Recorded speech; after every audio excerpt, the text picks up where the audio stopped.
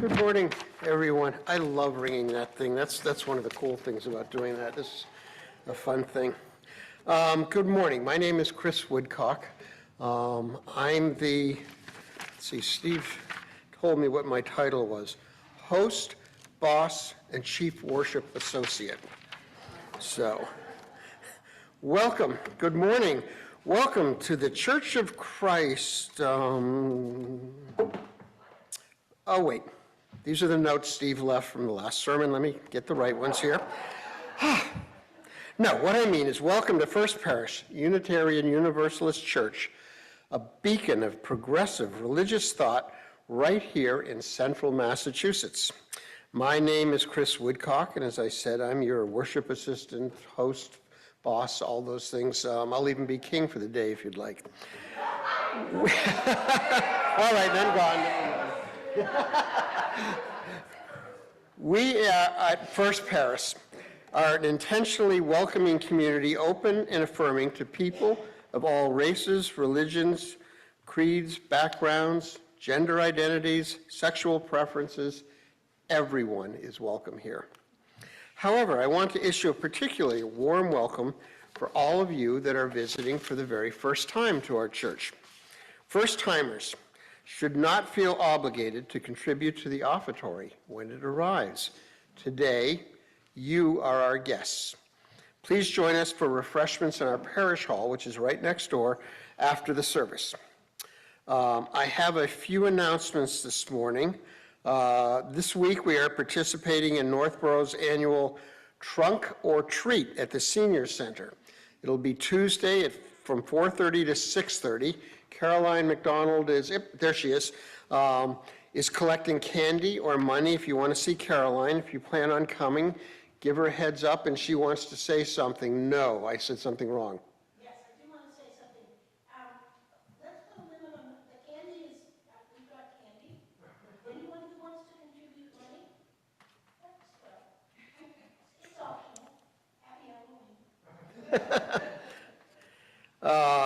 This Friday, we have a penultimate potluck next door here. It starts at 6:30, is that right? 6, starts at 6. Thank you, Andrew. Starts at 6 o'clock. Costumes are encouraged, and after all those amazing costumes that everybody saw yesterday, I'm excited to see about what people will wear to the potluck dinner.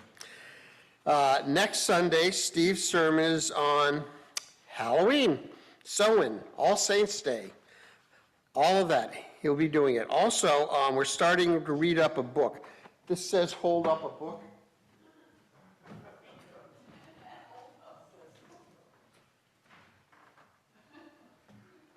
There's a pile over there. I assume this is one of the ones I should be holding up. Yes, Protest History of the United States. So there's a book. We're starting a book reading. I'm not sure what the date and time is of that. Does anybody know? We haven't worked it out yet. It'll come, but the books are here. You can talk to Steve. I know he's collecting money for this pile of beautiful books that are sitting over here. Couple more. Celia, I know you have an announcement.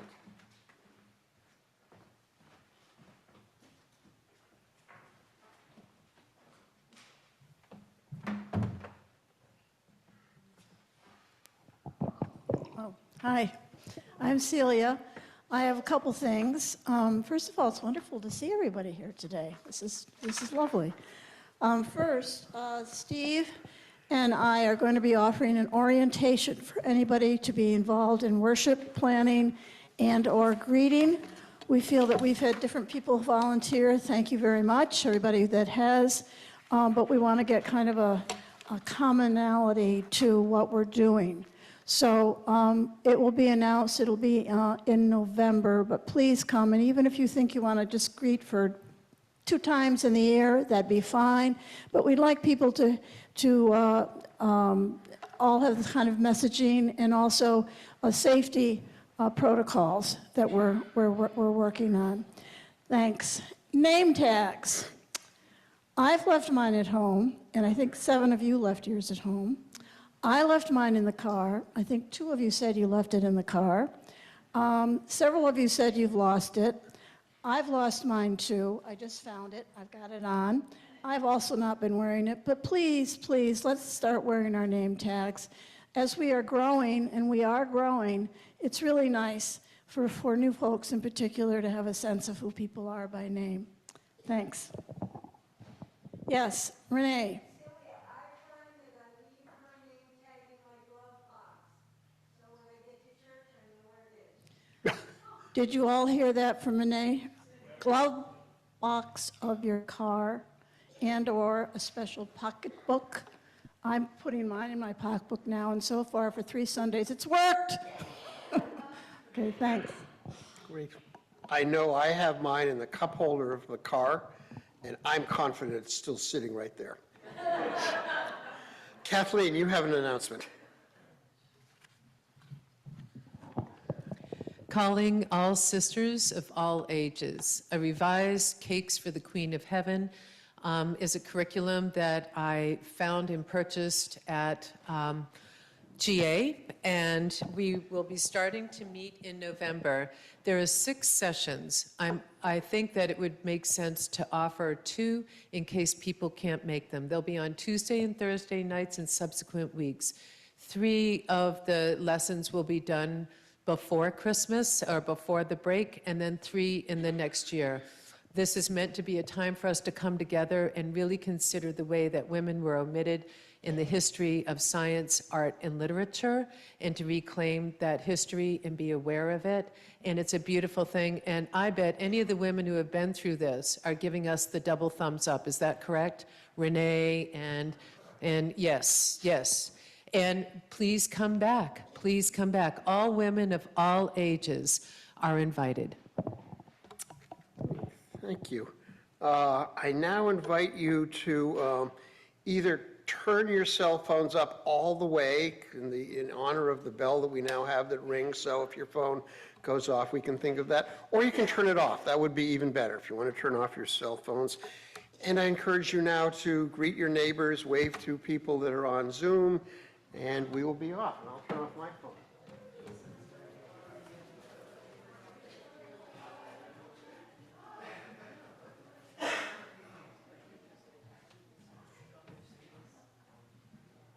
Give us a ding. Ding. I can do a ding. I'll do another one. I love doing this, I said.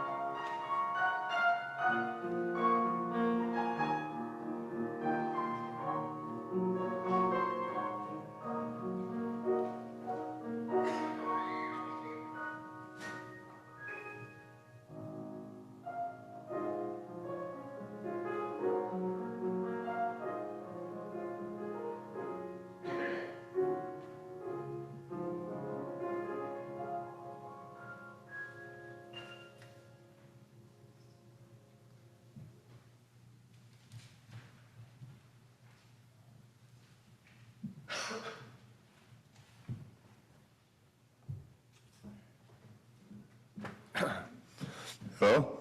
Works. For every time we make a mistake and we decide to start again, we light this chalice. For every time we're lonely and we let someone be our friend, we light this chalice. For every time we are disappointed and we choose to hope, we light this chalice. And because we are together again, we light this chalice. Amen.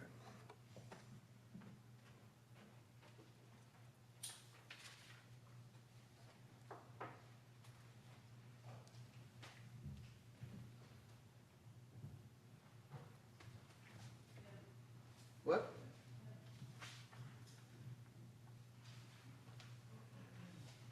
You have Jeannie? No, Jeannie's first.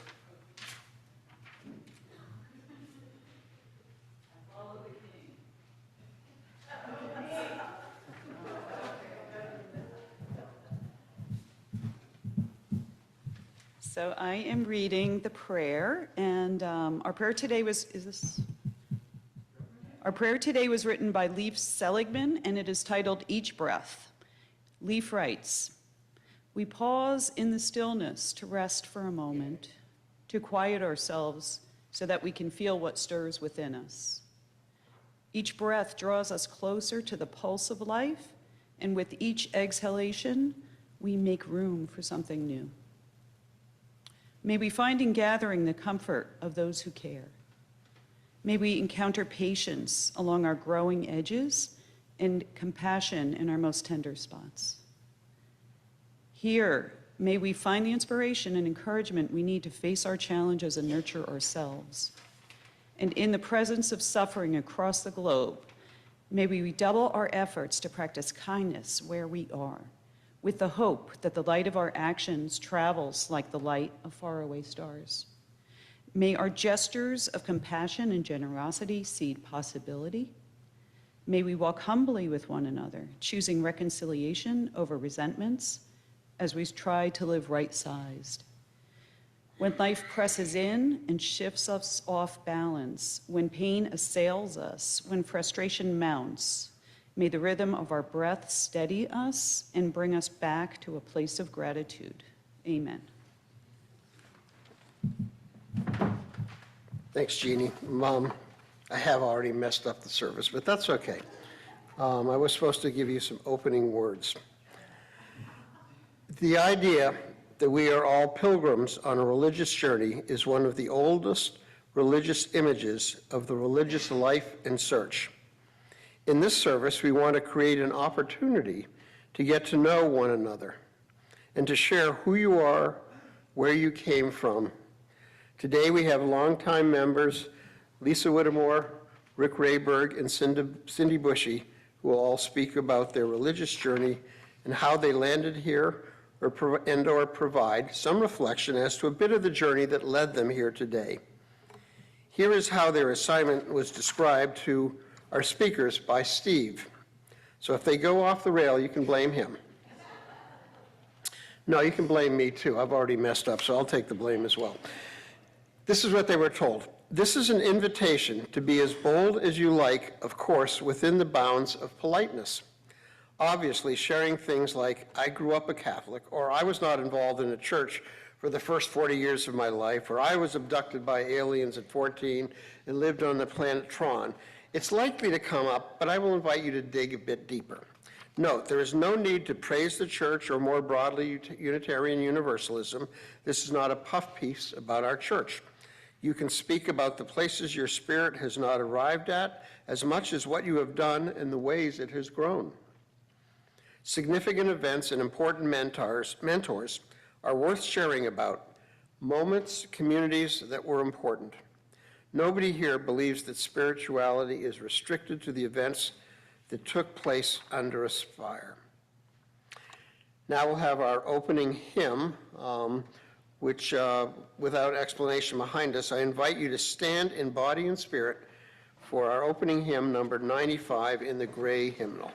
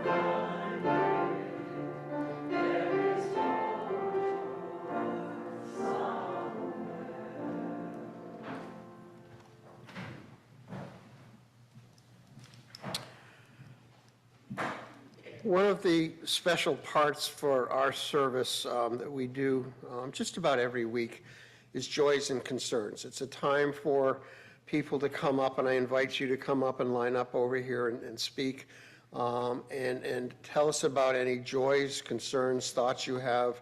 Drop a stone into the bucket and share those joys and concerns. I really feel that when I hear this, experience this at this church, the joys that we express that are shared amongst us really expand those joys and make them bigger and bigger as we all join in them. And the sorrows are diminished, I think, as we speak about those sorrows, and they spread out and they're spread amongst everybody in this church, and it lifts a little weight from our shoulders as we speak to them. So I invite you to come up and share your joys and sorrows. We keep silent in our hearts. We're thinking of you. And now we'll sing our centering hymn, Draw the Circle Wide. I don't know if the words are coming up there, but they're on the very front of your hymnals, on the very front page of the hymnal. Draw the Circle Wide.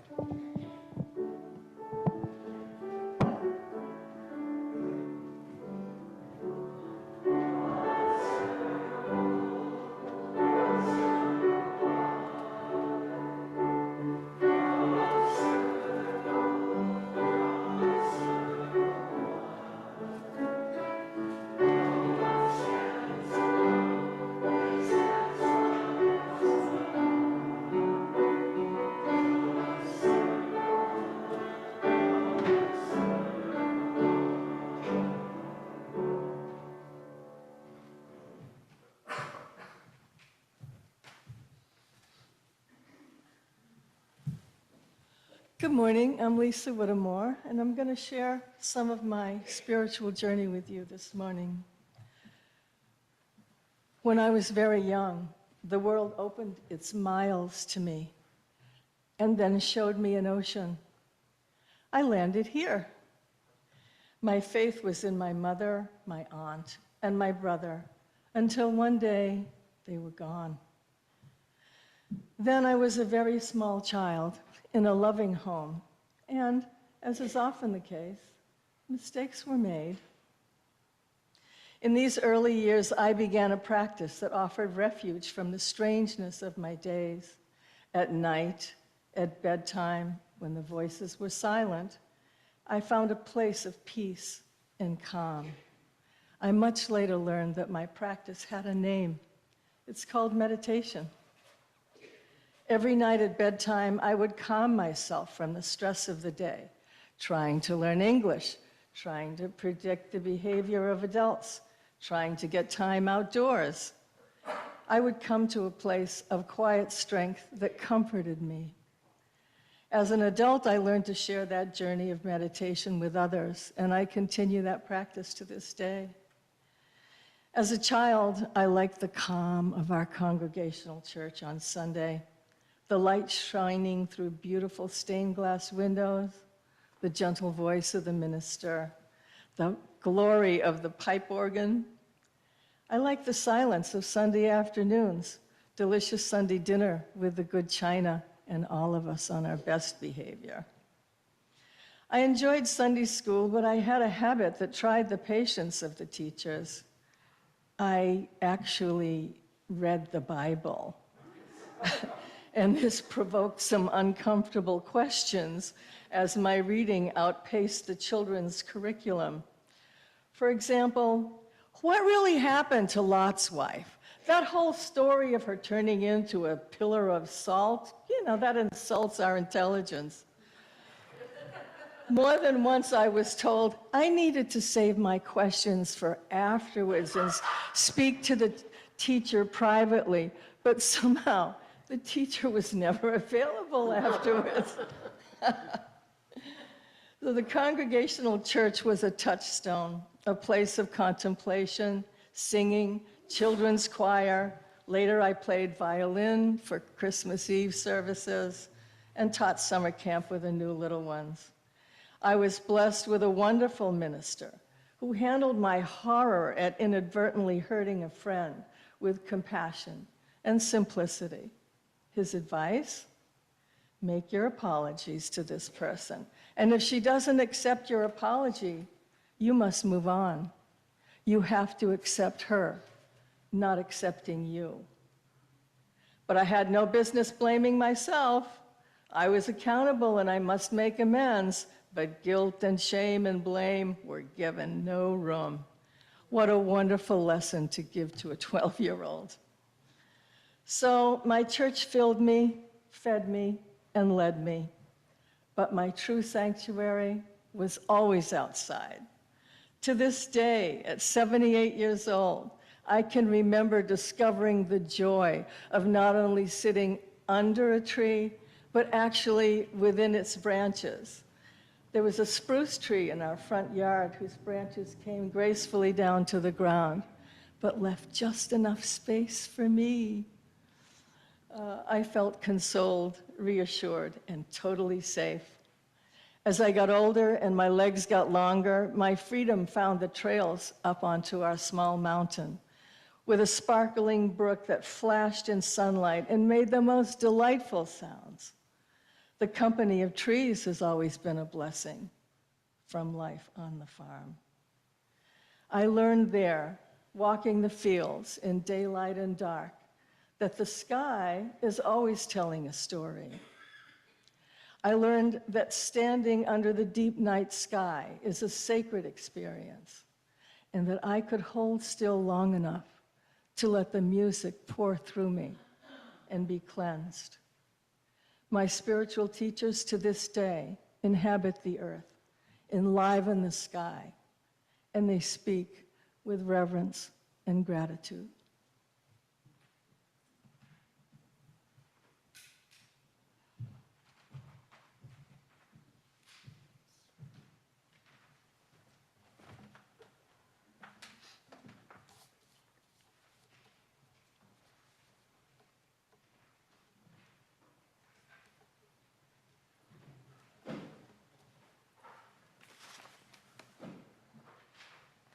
Ann? Ann, are you reading? Ann doing a reading?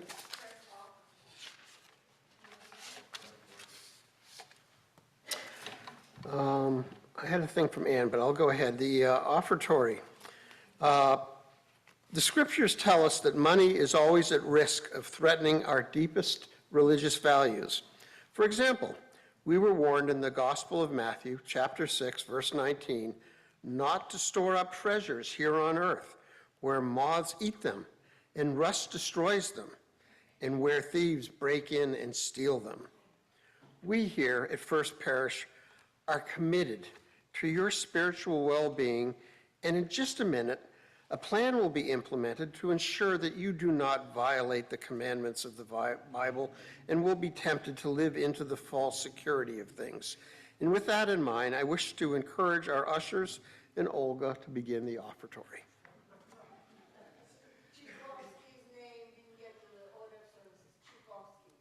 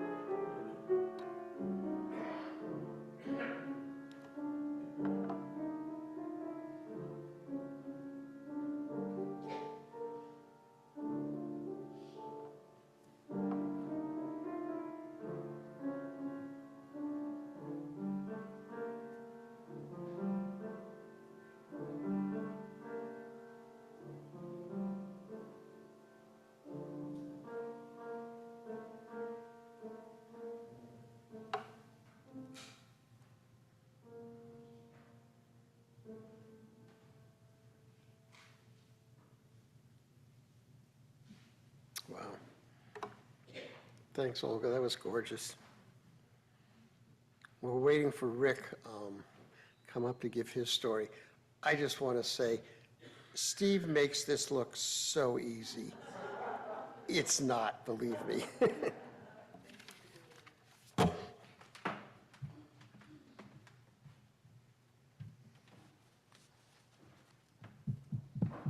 Hello?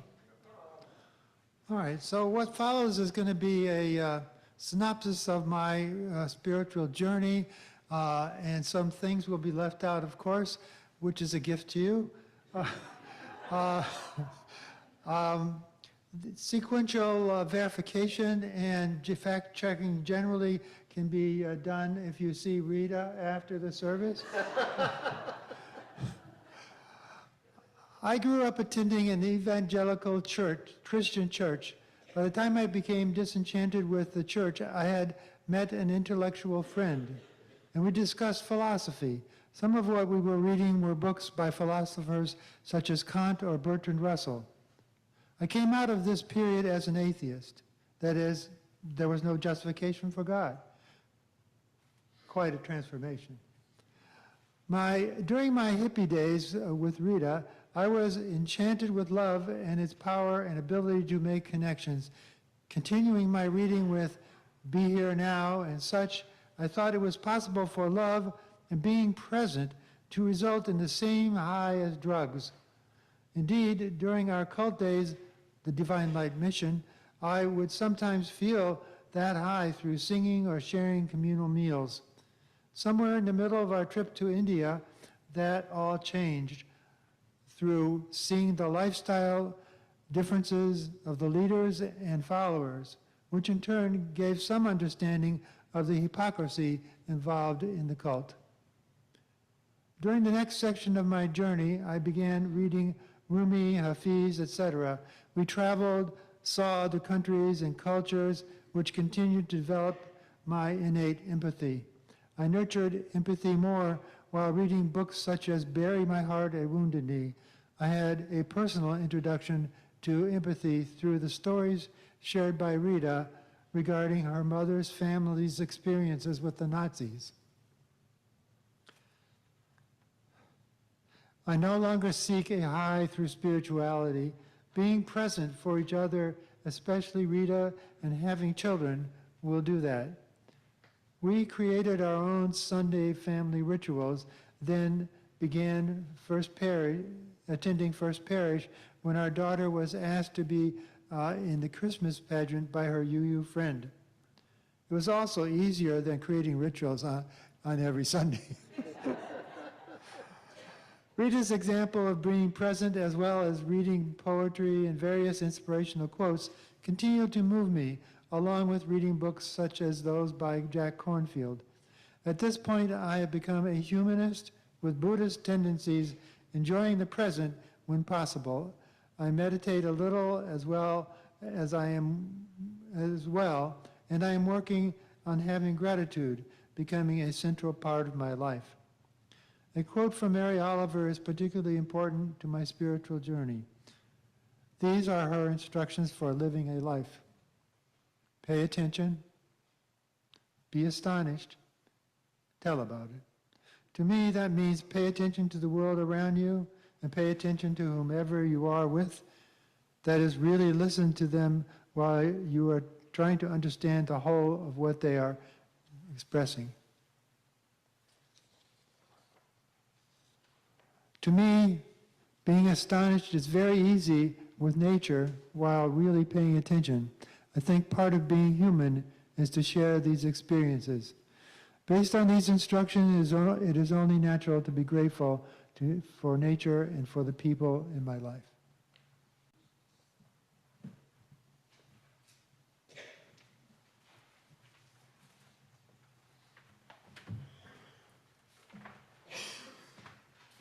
Thanks, Rick. We'll now do the responsive reading, which is on the back of the program here. And I will start and then the congregation follow. We are people who enter this space bringing joys and concerns. We greet each other warmly with our voices and our smiles. We light the chalice to symbolize our interdependence and unity. We share our growth and our aspirations. We share our losses and our disappointments.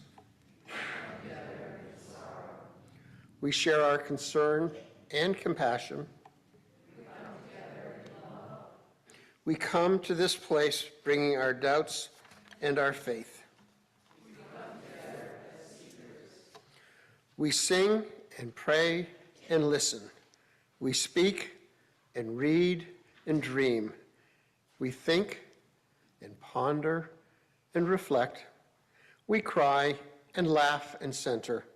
We mourn and celebrate and meditate. We strive for justice and for mercy.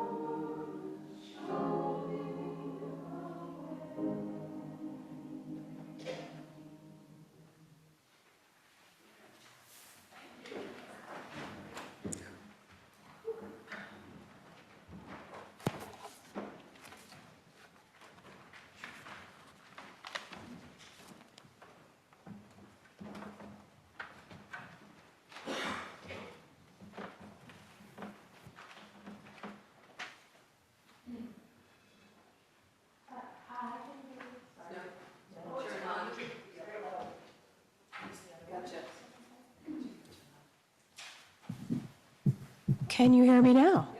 Okay. I'm Cynthia. I grew up in a Catholic bubble, and for a long time, this bubble kept me safe. It allowed me to externalize all the challenges of being human. Right versus wrong, after all, could be simplified into devils and angels, or blamed on a piece of fruit the First Lady ate in a garden long before my time.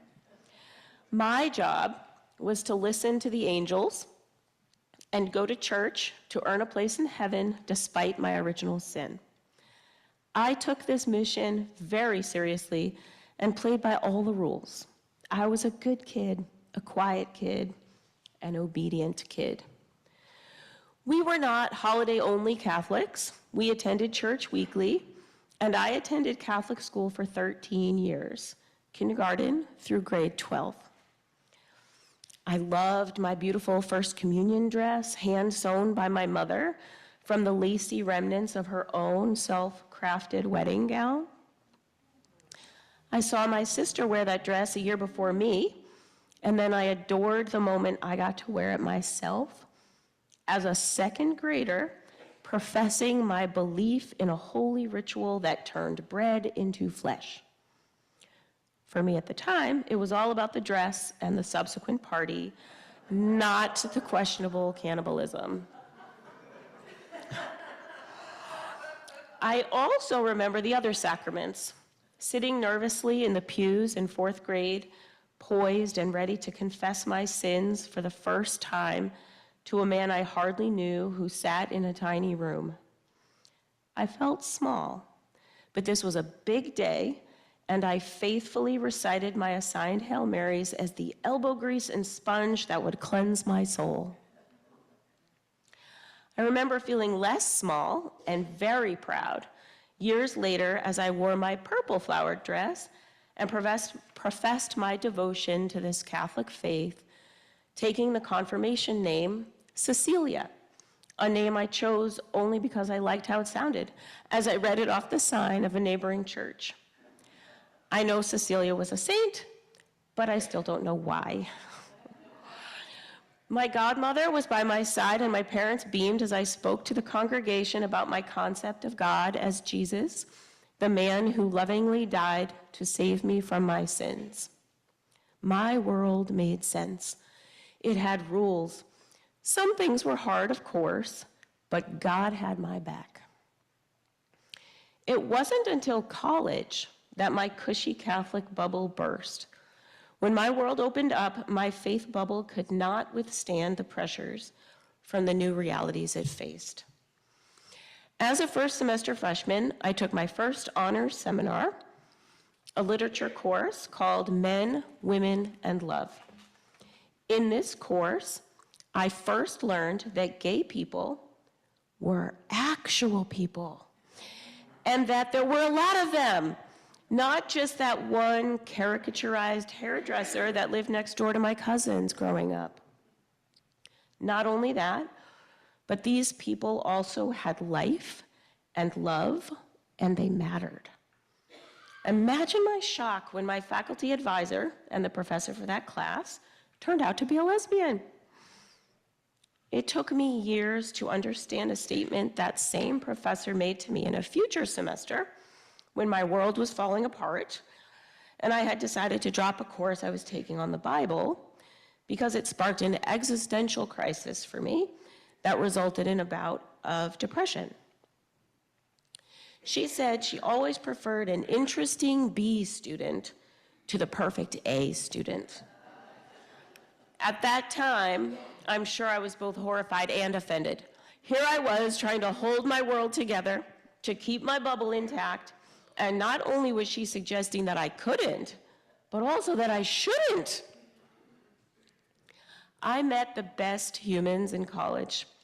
Oddly, so many of the peers I saw living fiercely like Jesus didn't believe in him, or even in any God.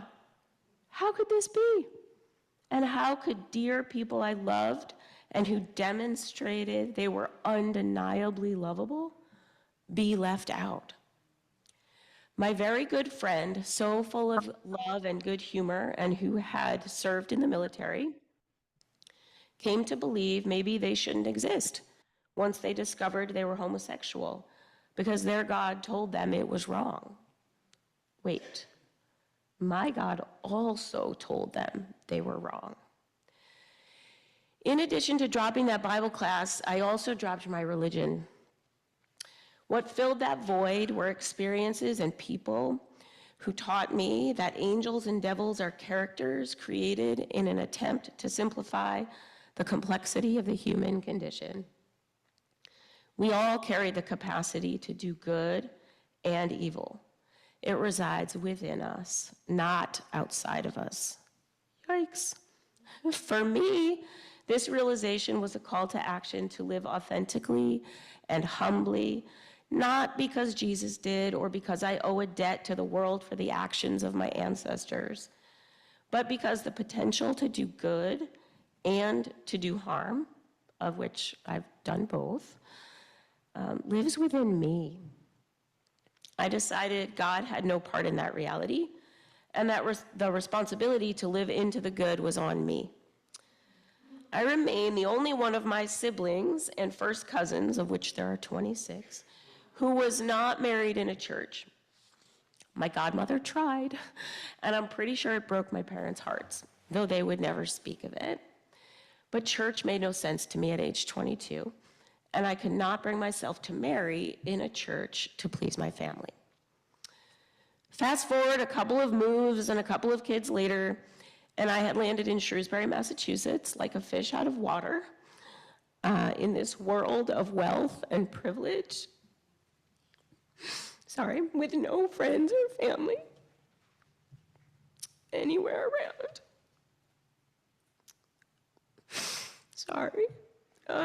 Like so many people at this church that I've talked to, the sweet little church with the red, thank you, with the red doors called to me. And the day I answered, I walked through the doors and was overcome with an energy and curiosity about the symbols staring down at me from the sanctuary. We chose this church as a place to anchor the spiritual lives of our children. Raising kids, after all, is a group sport. I am still working on a definition of religion for myself. I grapple with questions of faith, with questions of humanity, with questions of spirituality. The promise of Unitarian Universalism for me is that I can explore at my own pace, rest when I need to, and be held when I feel weary from the journey.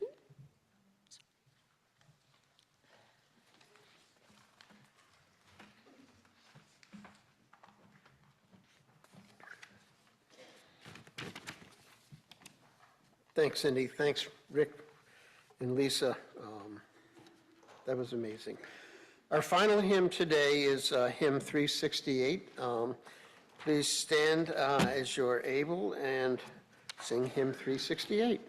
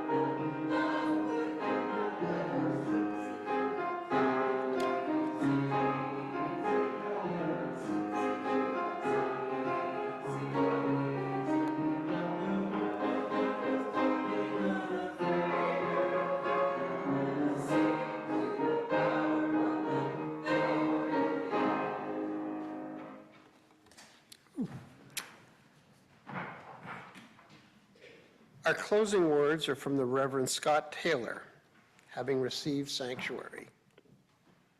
Having received sanctuary for our heavy hearts, we make shelter for those feeling alone. Having been renewed in spirit, may we remind others why hope is always worth the risk. Having returned to the truth of our interconnection, may we remember that injustice inflicted on one is injustice inflicted on us all. And having received the blessing of belonging, may we work to widen the circles that have kept others out for far too long. Thank you, and please join us next door for coffee hour. And thank you.